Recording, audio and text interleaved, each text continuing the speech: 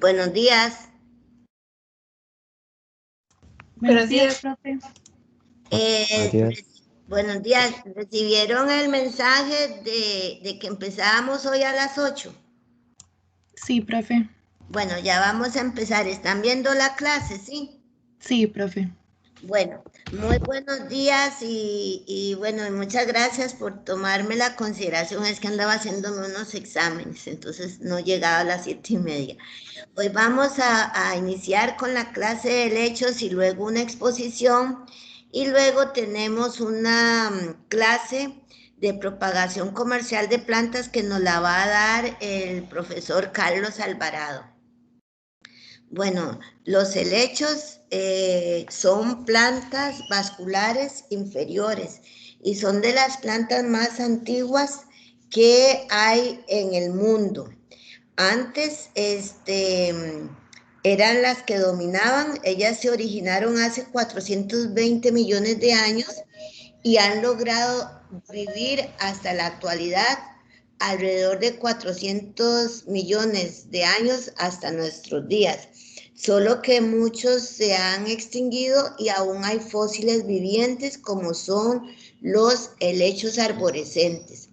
Hay helechos desde muy pequeños en su tamaño, en su diámetro de fronda, hasta helechos sumamente grandes. Ellos surgieron cuando había gran cantidad de CO2 en la atmósfera y se han adaptado a diferentes climas.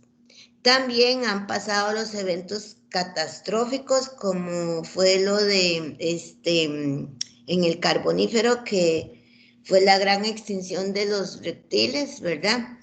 Y la capacidad de fotosíntesis de los helechos es la mitad o menos que las plantas con flor, que son las angiospermas.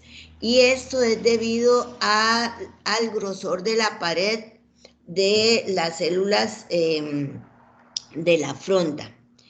Y también debido a este grosor de pared, ellas también toleran mucho la desecación. Bueno, entonces, como les dije, hay gran cantidad de formas, tienen muchos hábitats, colonizan diferentes lugares del mundo. La mayoría predominaron en el Carbonífero y hay 12.000 especies extendidas aún por todo el planeta. Hay especies que uno tiene que verle la parte abaxial de la fronda para saber que es un helecho, porque sus frondas tienen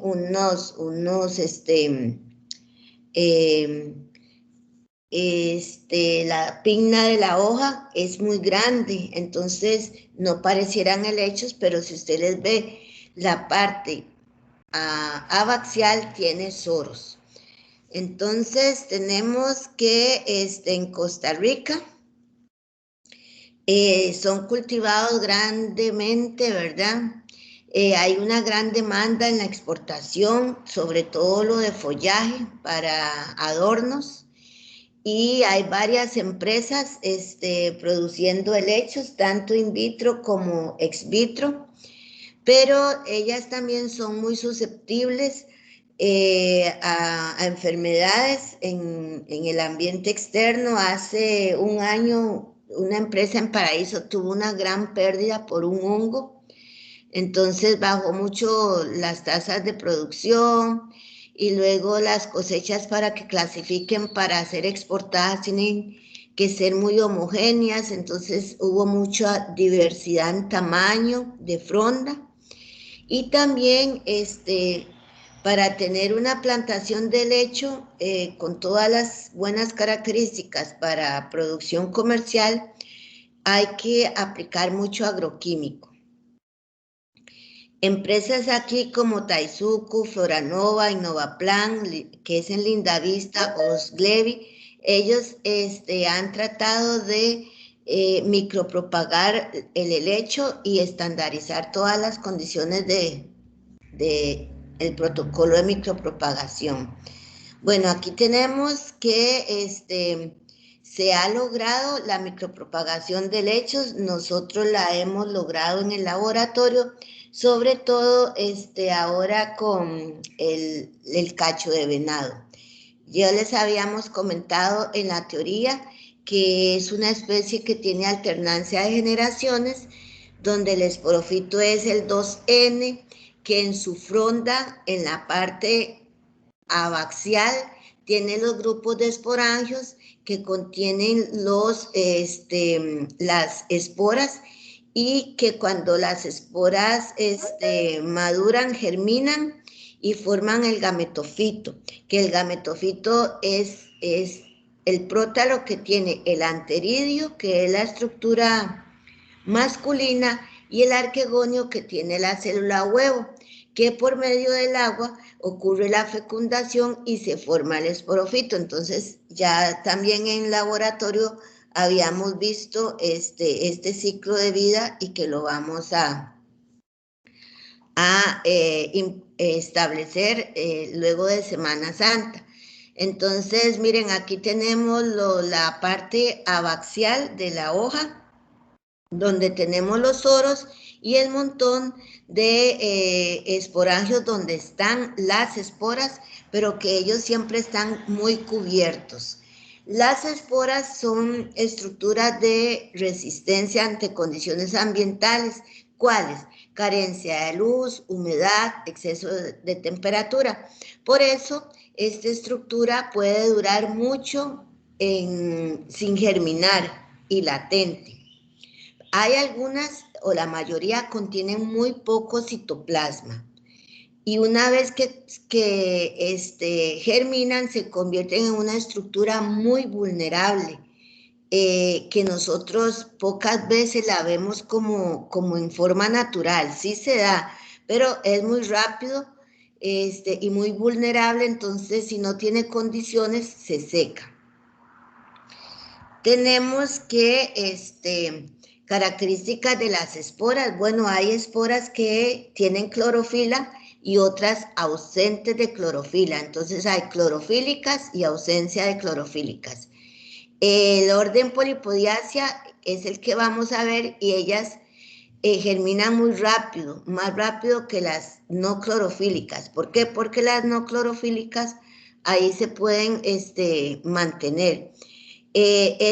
Las esporas clorofílicas tienen un promedio de 48 días, y las no clorofílicas pueden durar más hasta en el sustrato.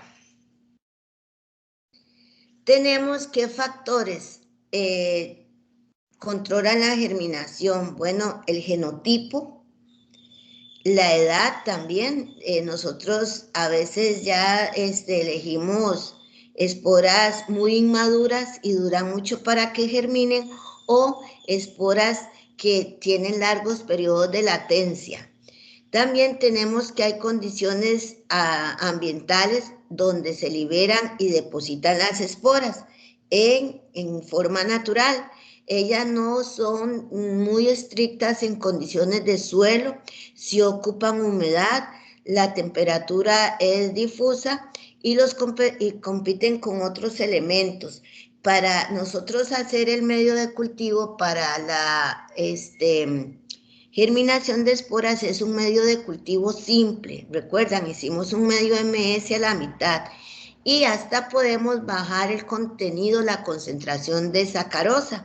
Entonces, el primer medio podemos poner macro, micro a la mitad, las sales, y hasta un 20%, un 2% de sacarosa, que sería un buen medio para germinar. Tenemos que también las esporas se contaminan mucho, y lo vamos a ver. A veces nos va muy bien, a veces tenemos muchos problemas de contaminación, y esto depende de la maduración que tenga el soro cuando uno lo toma para sacarle las esporas. El estado óptimo de los mismos es fundamental para el proceso de recolección. Entonces, siempre trato de conseguir esporas que estén ya no sobrepasadas porque no traen más contaminantes y nos van a durar más para germinar. Y tampoco inmaduras, sino medianamente maduras.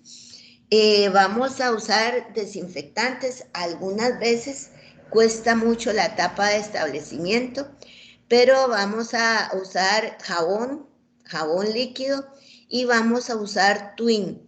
También se han usado peróxido de hidrógeno, cloruro de mercurio y cloruro de calcio, que es el de polvo. Y también podemos tener los métodos de esterilización de las esporas en la fronda o aislamiento de las esporas. Entonces nosotros vamos a aislar las esporas para que entre menos tejido haya de contacto, más eficiente es la desinfección. Entonces vamos a tomar liberar las esporas de los oros y desinfectarlas. Si todo sale bien, entonces tenemos una muy buena germinación. El medio, como les digo, puede ser uno bajo en sales simple como el Nuxon, el Snoop, o bajarle la concentración de sales al MS. Vamos a tener que lo vamos a poner a luz difusa y vamos a tener un pH de 5,7 y al inicio no le vamos a poner reguladores de crecimiento, sino ya para cuando se forma el esporofito.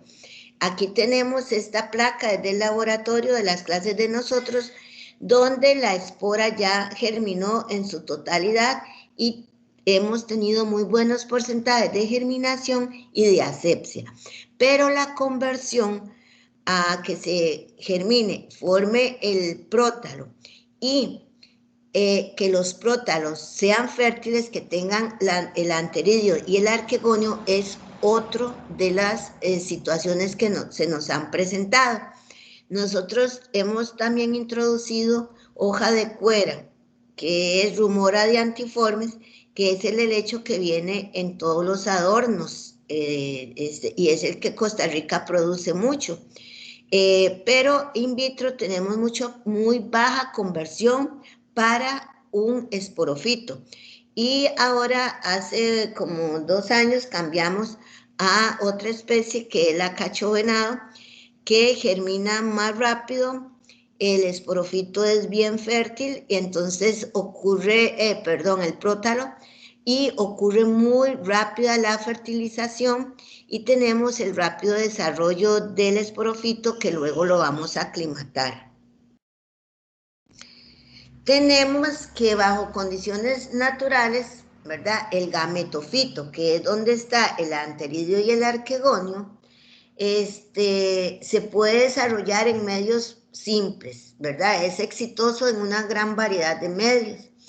El arquegonio necesita de un medio rico para desarrollarse, que es donde está ya la célula huevo. Entonces, a veces, adición de sales inhibe el crecimiento.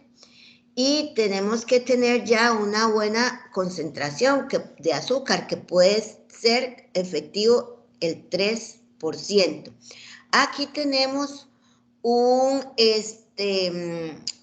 prótalo, que ellos por lo general tienen forma de corazón, donde vamos a tener aquí las células masculinas, las masculinas, rizoides, que él en forma natural está en el ambiente, en el suelo, y donde vamos a tener el arquegonio y la célula huevo. Tenemos que el cultivo del gametofito a veces tiene, o sea, como que la germinación no es tan eficiente en algunas especies.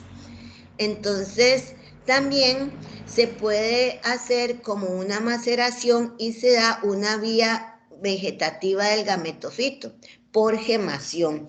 Eso lo logramos en Rumora, pero en cacho de venado se da más rápidamente por la germinación de fecundación y el desarrollo de la célula huevo. Bueno, la formación de estos esporofitos depende de la humedad, entonces vamos a tener de que se encuentran en sustratos muy húmedos, por eso cuando hay cambios climáticos fuertes hay mucha pérdida de estas plantas, precisamente en ambientes saturados con agua, en los bosques. Y ¿por qué se requiere el agua? Para que la célula células masculinas del anterozoides viaje a la ovocélula y se fecunde y se produzca el cigoto. Y posteriormente se forme el esporofito. Entonces, esto lo hemos logrado muy exitosamente con cacho de venado. Hay otras formas de reproducción y también in vitro, apogamia. A partir de este gametofito se desarrolla un esporofito, pero por partenogénesis sin fecundación y ocurre en condiciones ambientales muy secas. O sea, los helechos tienen muchas adaptaciones para estar aún en el planeta. Otra manera y que se clona más rápidamente es rizoma, que son las yemas subterráneas, que uno dice son raíces, pero en las raíces tienen yemas. Entonces, esta es una forma también de introducir in vitro. Nosotros desinfectamos estos rizomas, ¿verdad? Y se van a brotar yemas que están en estas raíces y tenemos esporofitos directamente. Esto se da mucho en las canastas de helechos que uno siembra, donde a partir de los rizomas se ven puntos de crecimiento donde van a brotar nuevos helechos. Reproducción vegetativa entonces se van a formar a partir de estos tallos especializados que son los rizomas. Cuando estos esporofitos generados alcanzan el suelo, enraizan por sí mismos y pueden seguir su vida. Bueno, en laboratorio se hizo una tesis con este tipo de explante que fueron rizomas de Rumora diantiformes y sí se tuvo bastante éxito. Lo que nos dificultó un poco fue el establecimiento, hacer tallos subterráneos, con las raíces. Bueno, también cuando el esporofito se origina, porque también se puede originar de células somáticas del gametofito, que no es por fecundación, sin la intervención de órganos sexuales. Esto en Israel lo han trabajado mucho, pero no todos los helechos tienen un gran porcentaje, ¿verdad? Entonces, esto es una forma de apogamia de reproducción. Y aquí tenemos que controlar la relación auxina-citocinina para estimular la formación de brotes. Entonces, una baja concentración de auxina y un poquito más alta la de citocinina, vamos a lograr esta formación de reproducción asexual por apogamia. Tenemos que hay efecto en la apogamia por la retención de agua en el medio. Entonces, nosotros tenemos, cuando hacemos este método, adicionar agua estéril al medio. Tenemos que aquí vamos a ver morfogénesis en los esporofitos juveniles, ¿verdad? Que se inducen principalmente al adicionar BA. Entonces vamos a tener que a partir de una masa de prótalos también vamos a tener morfogénesis, que es la formación de nuevos esporofitos. Y también podemos hacerlo que a partir de callos, ¿verdad? Y también cultivando rizomas en un medio sin regulador de crecimiento, y se van a formar aquí brotes de puntos de formación de brotes para la proliferación. También se puede hacer homogenizados. Esto es en medio líquido, ¿verdad? Que tenemos la formación de masas organogénicas de helechos y le adicionamos citoquininas y tenemos aquí como en suspensión gran cantidad en medio líquido y luego hay regeneración de esporofitos. Bueno, nosotros entonces no vamos a darle etapa 0 porque las esporas las cogemos de una finca de helechos o, bueno, ahora tenemos una casa donde nos van a regalar muchas esporas, entonces no vamos a darle pretratamiento, pero cuando las traemos del invernadero, de un invernadero muy grande que hay en Paraíso, entonces ahí tienen etapa 0. El helecho también lleva mucho agroquímico, muchísimo. ¿Por qué? Porque la espora está muy protegida, muy encapsulada, entonces cuesta como que el agroquímico penetre. Bueno, nosotros vamos a hacer el establecimiento a partir de esporas. Esta espora germina y luego de la germinación se forma el prótalo, subcultivamos prótalos y en medio semisólido y le adicionamos agua para que haya la fecundación y la regeneración. Entonces la regeneración pues la tenemos estandarizada ya que tiene muy buena respuesta y luego vamos a tomar nosotros ya esporofitos y los vamos a llevar a la etapa de endurecimiento al invernadero para luego aclimatarlos. Entonces vamos a hacer, si ustedes tienen un proyecto como de helechos, entonces les pueden dar la etapa 0 en las macetas o en las canastas y bajo condiciones de invernadero. Entonces se hacen pretratamientos con herbicidas, pesticidas por 6 semanas y alternando fungicidas y bactericidas e insecticidas. Cuando ya le hemos hecho esta etapa, entonces podemos decir, vamos a trabajar con esporas o rizomas, que son las raíces que tienen las yemas subterráneas, y probamos diferentes concentraciones y tiempos de exposición, de inmersión en los desinfectantes. ¿Qué vamos a usar? Bueno, cloro, sodio, hipoclorito de sodio, agrimicin, berlate. Y si se nos dice que ha habido insectos en la plantación, entonces también un insecticida y un medio básico bajo en sales. Tenemos que aquí vamos a tener la regeneración que puede ser con carbón activado, ¿verdad? Y vamos a usar un balance, como les dije, bajo en auxina y más alto en citocinina para regenerarla.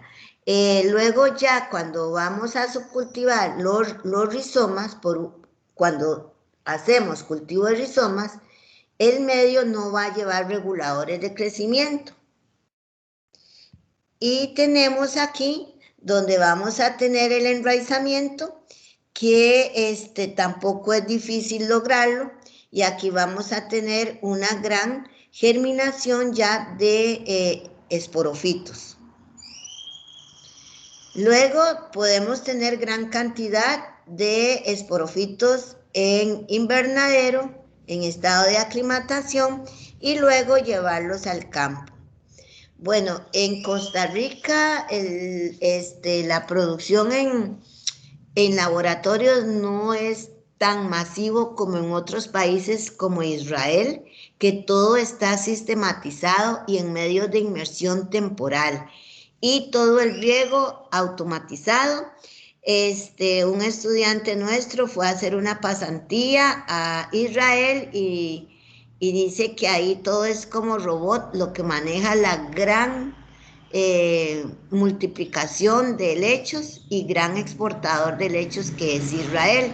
Pero bueno, nosotros sí ya lo hemos afinado bastante y es con cacho de venado, También si alguno de ustedes cuando vamos a hacer la práctica tiene material de esporas en su casa, lo puede traer y lo establecemos y le damos las condiciones para que esta espora germine. O si tienen también del mismo cacho de venado, para que digan, este es de mi propiedad o es mío.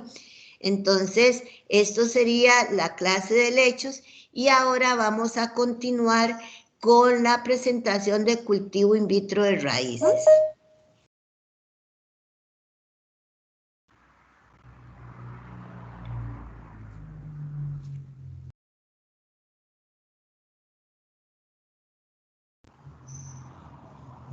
Están los de la presentación de cultivo in vitro de raíces. Sí, profe, acá estamos.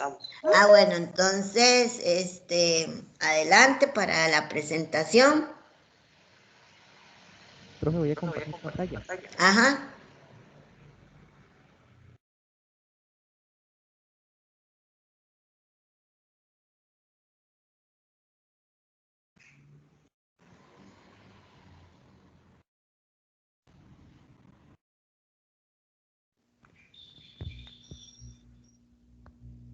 Sí se ve.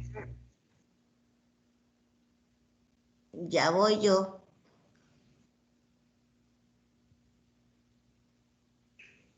Muy buenos días. Buenos días. Vamos despacio. Yo hablé muy rápido hoy. Ah, bueno, no les pregunté si tenían alguna duda sobre la micropropagación.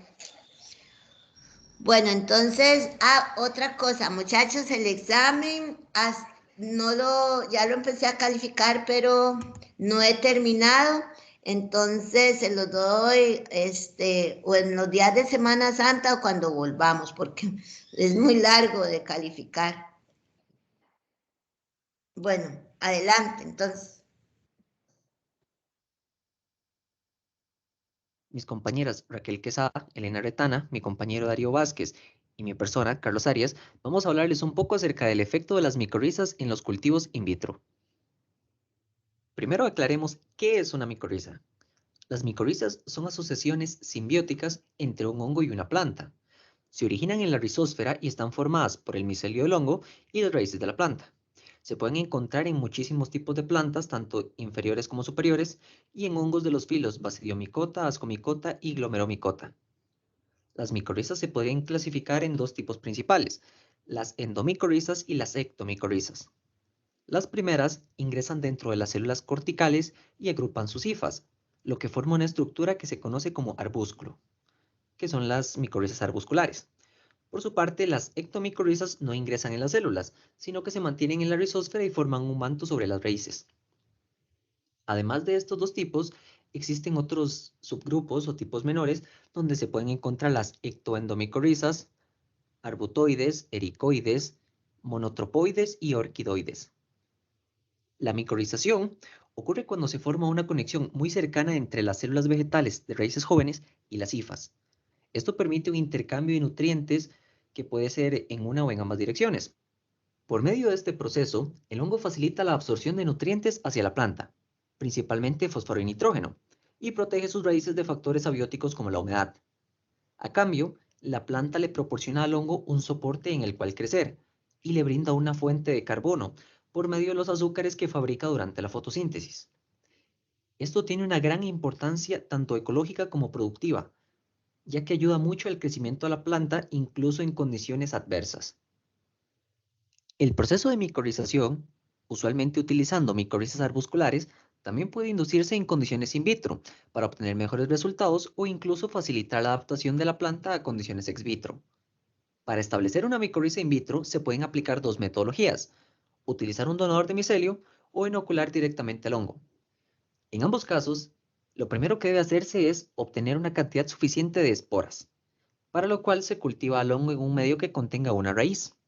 Usualmente se utiliza zanahoria que ha sido transformada genéticamente para asegurar el óptimo crecimiento del hongo y sus esporas.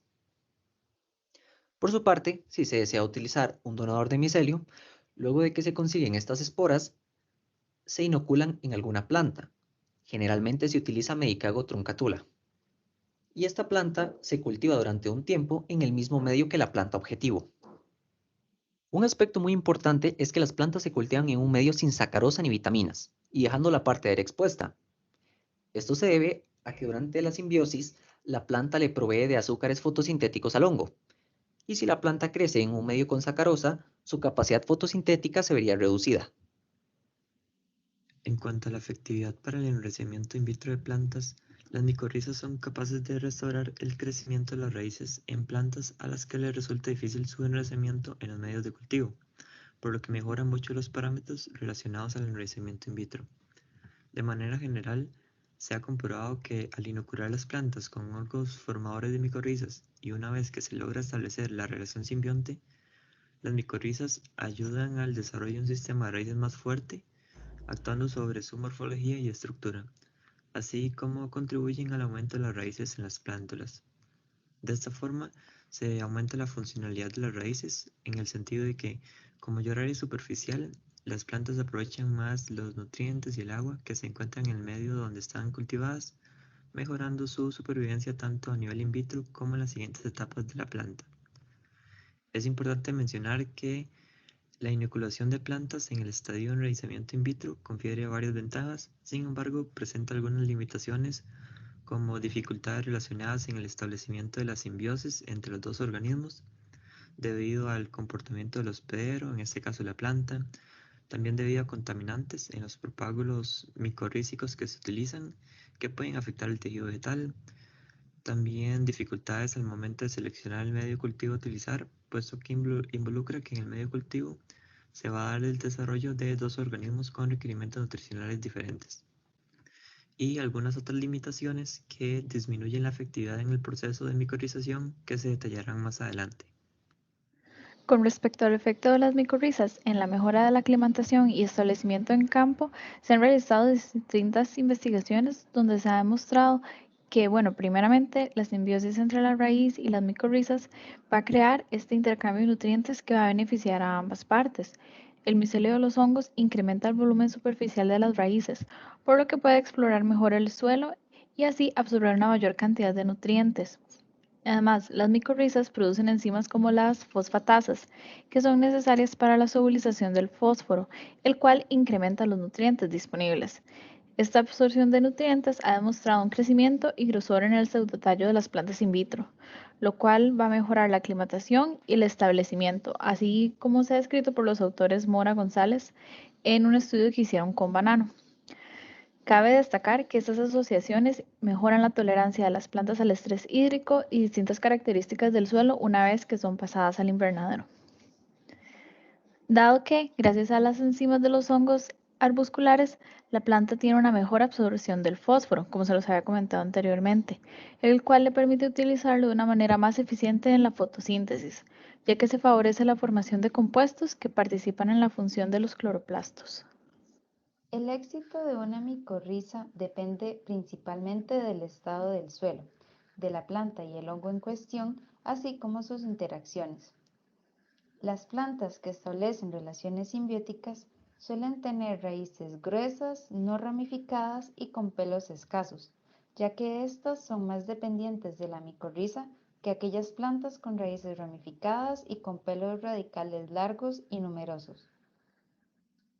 Es necesario que la planta no desencadene una respuesta de defensa hacia el hongo, pero sí la liberación de exudados que estimulen el crecimiento fúngico.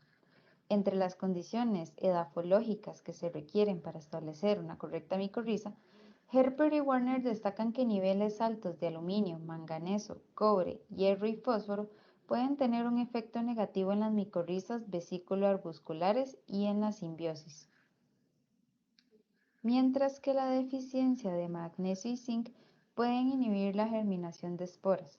Por otro lado, Smith y Gianninazzi destacan que altos niveles de fósforo pueden reducir el porcentaje de infección, ya que suprime el desarrollo de las estructuras del hongo y disminuye el número de puntos de penetración.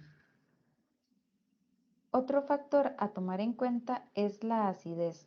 Estudios realizados sugieren que se obtiene una buena germinación de esporas de micorrizas vesículo-arbusculares en un amplio ámbito de pH, que va de 5 a 8. Y aunque la formación de micorrizas no se ve afectada por el pH, su efectividad se disminuye fuera de este rango. A nivel antropogénico, el éxito de la micorrización depende principalmente de la caracterización e identificación de las especies fúngicas en campo, el aislamiento del organismo, el establecimiento del inóculo, así como del mantenimiento sésil del sustrato, para evitar la ruptura de estructuras micelares radiculares, además de prácticas correctas de esterilización y fertilización.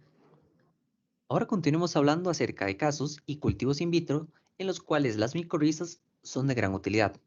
Comencemos por el café, Coffea arábica. Este es un cultivo que se beneficia enormemente de la simbiosis con micorrizas arbusculares, a tal punto que algunos autores consideran que en condiciones naturales es indispensable para el óptimo crecimiento de la planta.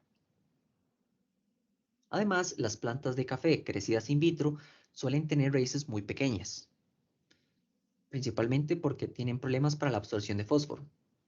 Es por esto que algunos autores, como Andrade et al.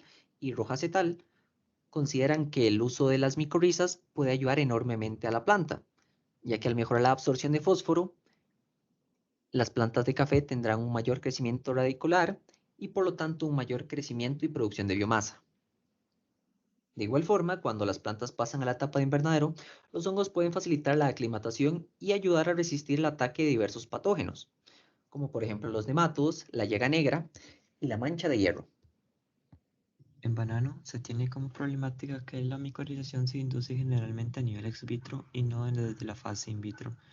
Es por eso que algunos autores han realizado estudios con el objetivo de determinar los efectos que tiene la micorrización de plántulas de banano in vitro en su crecimiento durante el periodo de aclimatación. Para ello, se realizó un sistema de planta donante de micelio utilizando el hongo micorrízico arbuscular Rhizophagus irregularis y la planta Medicago truncantula.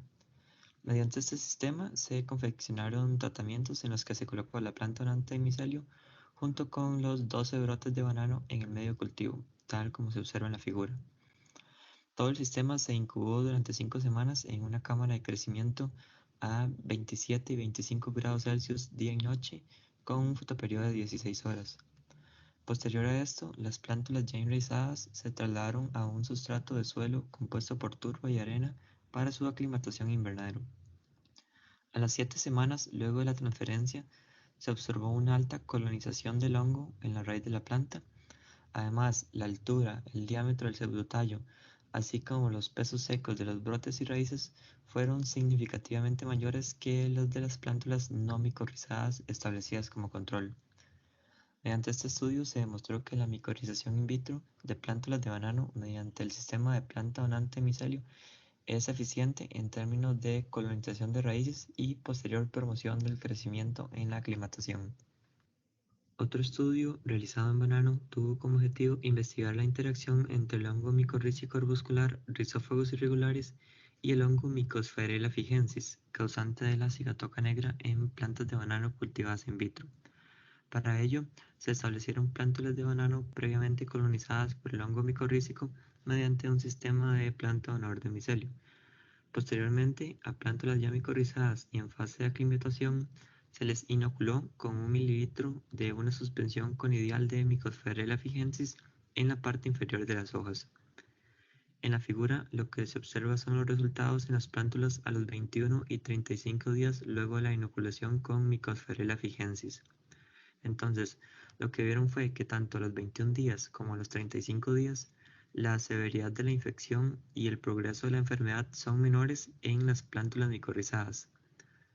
Los autores plantean que este comportamiento en las plántulas se debe a mecanismos de resistencia inducidos por el hongo micorrízico arbuscular, que conducirían a una mejor protección de las plantas y, en consecuencia, a la aparición tardía de los síntomas en las plantas.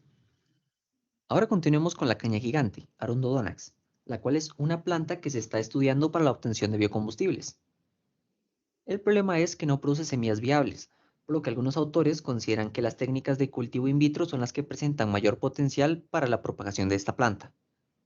Aún así, al igual que muchas otras, tiene problemas para adaptarse a las condiciones ex vitro, por lo que se están realizando pruebas con Rhizophagus y Funileformis para reducir el estrés hídrico, el estrés salino y la absorción de nutrientes como el fósforo. Autores como Tauler y Baraza reportan que gracias al uso de micorrizas se han obtenido plantas con mayor tamaño, mayor cantidad de hojas y un mejor índice de supervivencia, lo que puede ser muy beneficioso para el cultivo in vitro a gran escala. Algunas de las principales limitantes de la producción de mora se relacionan con problemas fitosanitarios que se originan en la semilla, debido a que la mayoría de los cultivos establecidos utilizan propagación por acodos o estacas, que transmiten enfermedades entre las plantas y ocasionan grandes pérdidas, por lo que se ha empleado la propagación in vitro como alternativa. Sin embargo, en la aclimatación se llegaba a niveles de mortalidad de 90%, que podía atribuirse a sistemas radicales débiles, por lo que, luego de mostrar éxito en otras especies, se incorporó la inoculación micorrítica al inicio de la fase de aclimatación.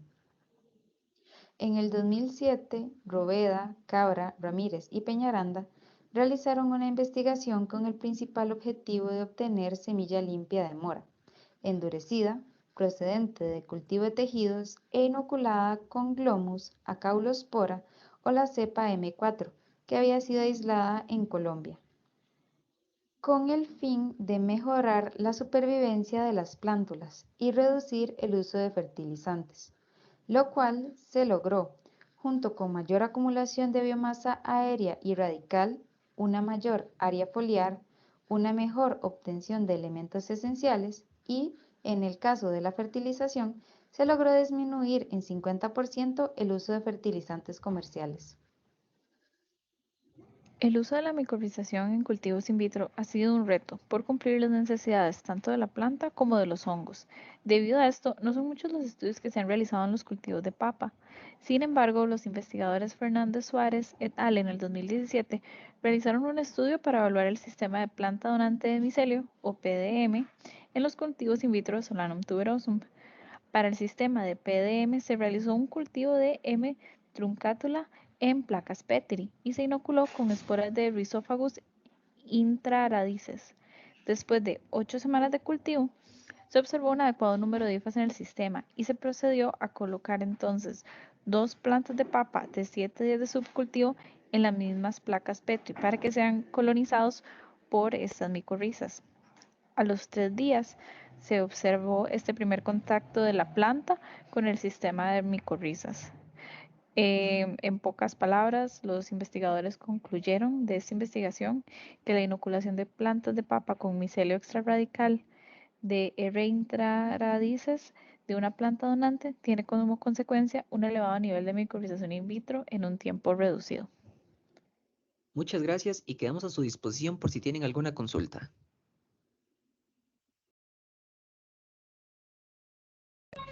Bueno, muchas gracias, muy bonita la exposición, pero ¿ustedes qué desventajas o qué cuidados se tienen que dar?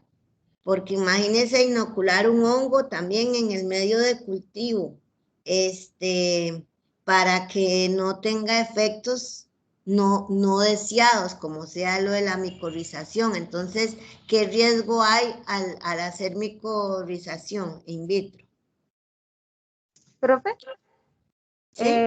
como yo mencioné en la parte del éxito de una micorriza, algo que es demasiado importante es saber específicamente qué hongo estamos inoculando. Entonces, antes de hacer esa inoculación dentro de in vitro o durante la etapa de aclimatación, pues hay todo un proceso de aislamiento y purificación del hongo para nosotros decir, ok, estamos trabajando con Glomus, por ejemplo, y entonces eso va a permitirnos también saber más o menos qué interacciones debería de tener el hongo con la planta, que es algo muy, muy importante en eso. La desventaja entonces en ese caso sería que si nosotros no tenemos esas técnicas asépticas y esos cuidados, podríamos llegar a utilizar un hongo patógeno sin querer y pues matar a nuestras plantas propagadas. Sí, a tenerlo bien purificado el hongo que vamos a utilizar y a que el éxito, o sea, hacer muchas pruebas para lograr ese éxito, porque si no, lo que se nos lleva es todo y planta, ¿verdad?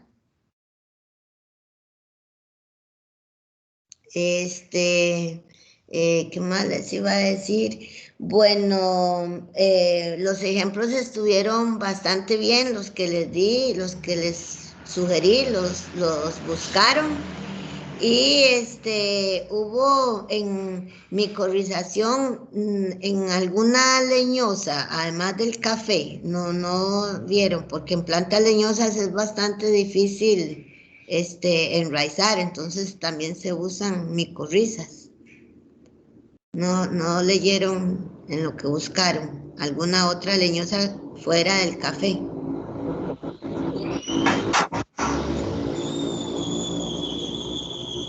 Profe, pero que la mora también se considera leñosa, pero Ajá, sí, sí ahí lo más importante no era tanto si era leñosa o no, como el estado de la raíz. Sí es cierto sí. que las leñosas tienen una raíz más gruesa y más como estratificada, por así decirlo, más ruda, pero sí pero sí, no buscamos como otros ejemplos, la verdad. No, y la mora, vieras que esto nos ha ayudado mucho porque la mora nos era muy difícil la sobrevivencia en el invernadero y también inducir el enraizamiento in vitro también nos fue muy difícil y al buscar literatura de que poder hacer micorrizas se nos mejoró a nosotros bastante la situación en el proyecto. Sí. Bueno, ¿alguna pregunta de los compañeros? Bueno, entonces les voy a dar un recreíto y a las como 5 para las 9 tenemos la participación del profesor Carlos, del director, con una presentación muy bonita sobre la propagación comercial de vitroplantas. Entonces, así que tómense un recreo y ahorita volvemos a iniciar. ¿Está bien? Profe, Ok, ¿de cuánto tiempo es el recreo? Son faltan 10, ¿verdad? Para las 9. Sí, Entonces, a las 9 en punto. ok, gracias, profe. Bueno.